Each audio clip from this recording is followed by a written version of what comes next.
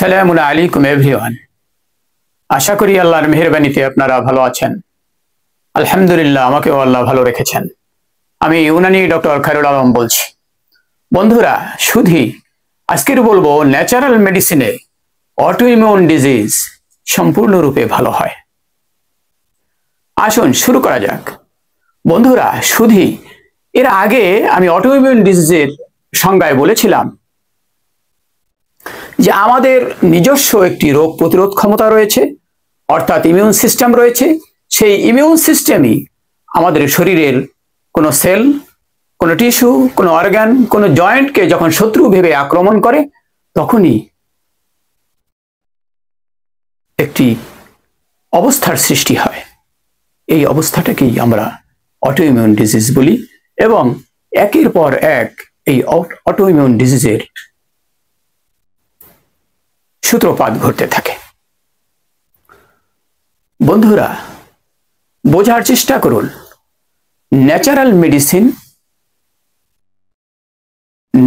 Medicine প্রয়োগের সাথে সাথেই বডির ইমিউন সিস্টেম ডেভেলপড হতে শুরু করে। আমরা যদি ন্যাচারাল মেডিসিন দেই তখন ঘটে যে অবস্থাটা শরীরে, সেটা একটু বোঝার চেষ্টা করুন।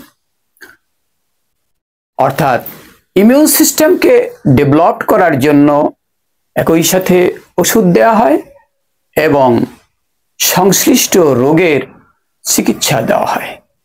যখন ইমিউন সিস্টেম ডেভেলপড হতে শুরু করে এবং একই সাথে রোগ যখন পরাজিত হয়ে যখন নিরাময় হতে শুরু করে, ঠিক তখনই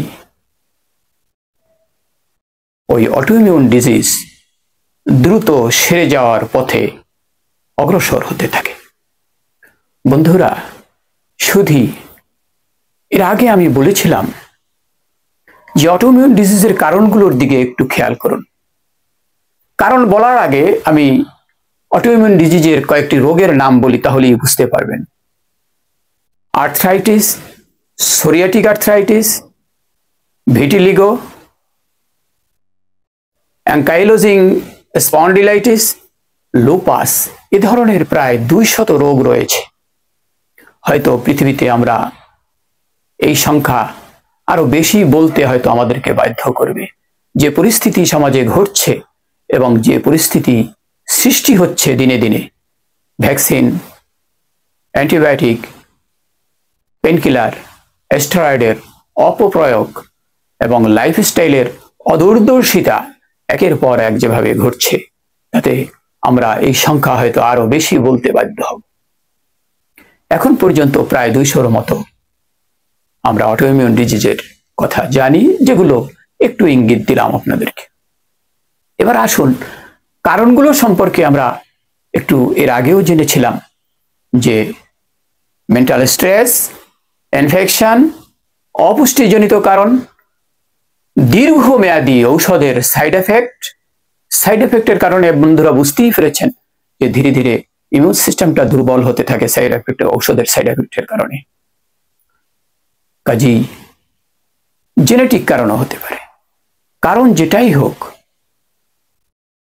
ন্যাচারাল মেডিসিন অ্যারাব সায়েন্সের আদলে অ্যাবনেসিনা, অমরখয়াম, হেইসাম, এ ধরনের আরাস্তু, এ ধরনের সায়েন্টিস্টদের আদলে যখন চিকিৎসা দেওয়া হয়, বিশ্বাস করুন বন্ধুরা, তড়িৎ গতিতে ইমিউন সিস্টেমের উন্নতি হতে শুরু করে। এর পাশাপাশি যখন সংশ্লিষ্ট যে রোগগুলোর কথা বললাম সেগুলোর উপরে যখন সংশ্লিষ্ট চিকিৎসাটা দেওয়া হয়, তখন খুব দ্রুত উন্নতি ঘটতে থাকে। অর্থাৎ একই সাথে বডির ইমিউন সিস্টেম ডেভেলপ করে, পাশাপাশি রোগ নির্মূল হতে শুরু করে। বন্ধুরা, এমন সুন্দর সিস্টেম অ্যারাব সায়েন্সের আদলে আমরা যারা প্র্যাকটিস করি, আমরা যারা চর্চা করি, আমরা যারা রোগীদেরকে নিরাময় হতে সহায়তা করি, রোগীদের চিকিৎসা দিয়ে যাচ্ছি, শুধু এই অ্যারাব সায়েন্সের আদলে, এই ন্যাচারাল মেডিসিনের মাধ্যমেই এটি সম্ভব। অন্য কোনো চিকিৎসায় এটা সম্ভব নয়। কারণটা বোঝার একটু চেষ্টা করুন। অ্যালোপ্যাথি একটা ওষুধ দেওয়ার সাথে সাথে আপনার ওই রোগ সারতেও পারে, নাও সারতে পারে, কিন্তু শরীরে একটি প্রতিক্রিয়া, একটা সাইড এফেক্ট আপনার শুরু হতে আরম্ভ করে। এতে করে যা ঘটে, আপনার বডির ইমিউন সিস্টেম তথা রোগ প্রতিরোধ ক্ষমতা ধীরে ধীরে শূন্যের কোঠায় চলে যেতে থাকে এবং অটোইমিউন ডিজিজ মাথা চারা দিয়ে উঠতে পারে। বন্ধুরা, এখনই আপনারা বোঝার চেষ্টা করুন, সময় এসেছে ন্যাচারাল মেডিসিন কোনো ডিজিজের শুরুতেই যদি আমরা গ্রহণ করতে পারি, ডিলে নয়, দেখি আর কতটা দিন, এরকমের নয়, কোন ডিজিজের প্রথমেই যদি আমরা ন্যাচারাল মেডিসিন দিয়ে শুরু করতে পারি, বুঝতেই পেরেছেন এর আগে যে একটু আগেই যেভাবে বললাম যে একই সাথে বডির ইমিউন সিস্টেম ডেভেলপ হতে থাকে, পাশাপাশি রোগ নির্মূল হতে থাকে। এমন চমৎকার সিস্টেম একমাত্র ন্যাচারাল মেডিসিনের মাধ্যমেই সম্ভব, অন্য কোনো সিস্টেমে এটা সম্ভব নয়। তার কারণ তো বললামই যে ইমিউন সিস্টেম দুর্বল হতে থাকে দিনে দিনে অন্য কোনো সিস্টেমে। কাজেই বন্ধুরা বুঝতে পেরেছেন আমাদের কি করা উচিত, কি পদক্ষেপ নেওয়া উচিত চিকিৎসার ক্ষেত্রে। এখনই আমাদের সেটাই, আমাদের জ্ঞানকে উন্মুক্ত করতে হবে, আমাদের জ্ঞানকে পরিশুদ্ধ করতে হবে যে রোগ নিরাময়ের ক্ষেত্রে আমরা কি করব বা কি করা উচিত।